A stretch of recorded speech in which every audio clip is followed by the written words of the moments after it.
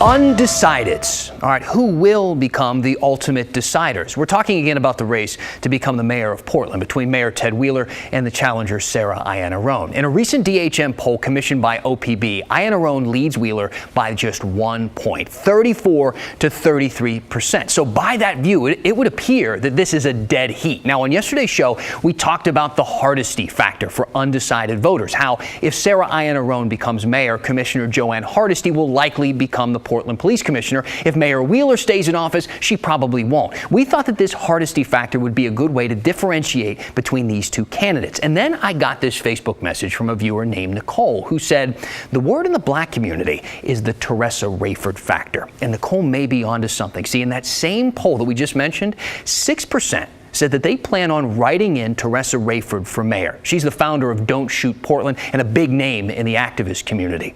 Now, the narrative seems to be that the Portlanders writing in for Raiford are going to be drawing votes away from Sarah Iannarone because those two kind of more closely align on politics and priorities compared to Mayor Wheeler. Now, to be extremely clear in all of this when it comes to Raiford, despite an extremely vocal writing campaign by her supporters, Raiford herself has done next to no official campaigning. She hasn't given endorsement interviews, held campaign events, nothing that I know of. We actually tried reaching out to get an explanation for all of this, but no one has jumped at that invitation. That said, there is no denying her presence is looming in this election. And yesterday, I had a chance to ask Sarah Iannarone straight out if she thinks that these write-in candidates may hurt her chances. The most recent poll has a 6% of people writing in Teressa Raiford. If you look at the people who support her, I would say that they are more closely aligned with your political views than they would be Mayor Ted Wheeler's, not to compare you and Teressa apples to apples by any means. The big factor here is undecideds. You know, there are people who want different things in a candidate. A representation is one of them. And so whether or not we agree on policy, there are some things that I can never be, and a Black woman is one of them.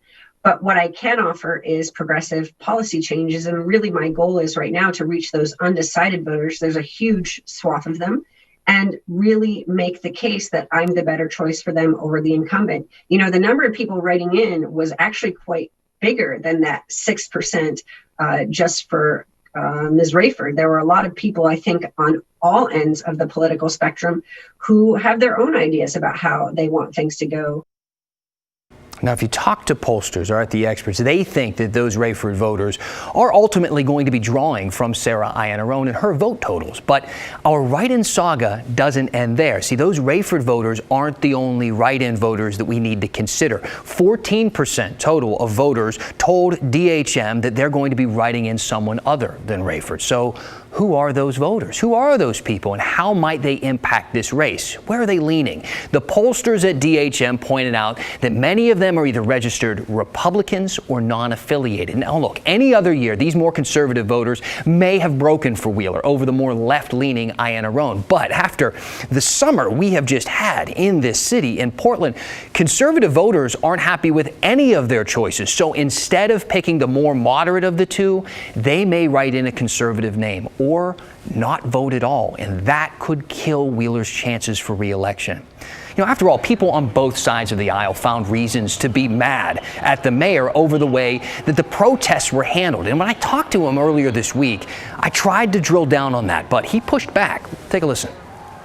I think some people, they found your stance around federal involvement and your stance as police commissioner with police tactics early on to be kind of contradictory. I think is one of the ways where people found you to be kind of going a little bit back and forth.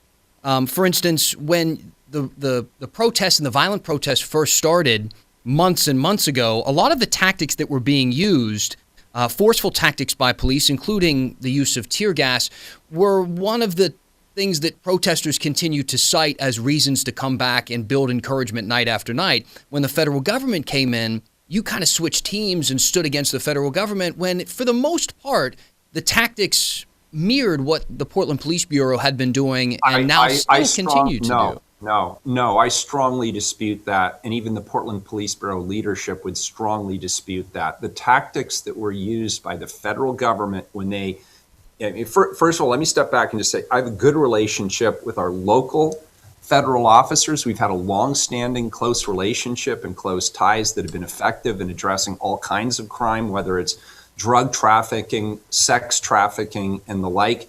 But what was different was when the federal government flew in people from all over the United States to create a stronghold here in the city of Portland. They were absolutely indiscriminate. They were absolutely acting in a manner that greatly increased not only the size of the crowds, but the anger and the energy of the crowds. And we're still dealing with that today. Our tactics, while sometimes indiscriminate and sometimes, in my opinion, overbearing, and all those, we have a process for investigating and holding officers accountable here in Portland when there is an action that doesn't comport with training or directives. But the federal government came in here. Let's remember what they did. It wasn't just the tear gassing on a nightly basis. It wasn't just the lack of warning, but they were literally scooping people off the streets in unmarked vans, not giving them their due process, not telling them who they were or why they were being forced into vans. The Portland Police Bureau never engaged in any tactics even remotely like that. So it was very easy for me to differentiate between the rules that we have in place and the accountability mechanisms we have in place, as imperfect as they are, and the heavy-handed, overbearing, probably unconstitutional tactics that were used by the federal government. Now, look, you don't need to hear it from me. This looks like it's going to shape up to be an extremely close race, one where every vote counts. And if you were one of those people kind of teetering between writing someone in or not voting at all, I hope you choose to vote. That said, Multnomah County did tell us last week that they don't even count write-in votes unless a candidate shows a real shot at contending. Regardless, we want you to be as informed as you can be. Both of my conversations with Mayor Wheeler and Sarah Iannarone are up right now on the KGW YouTube channel. Watch them, know these candidates, and turn in those ballots. Now look,